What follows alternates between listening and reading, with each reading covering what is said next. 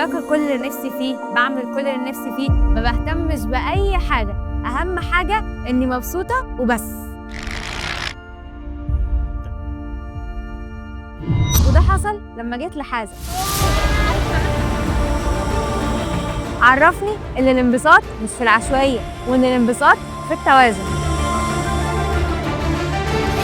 كوتش بخبرة كبيرة وفاهم في كل التفاصيل ويعرف يشكل لك حياتك صح. أنا النهاردة عرفت يعني إيه تكون مبسوط صح، ويعني إيه تحب نفسك، وإن حياتك ما ينفعش تكون عشوائية، وإن القوة في التوازن.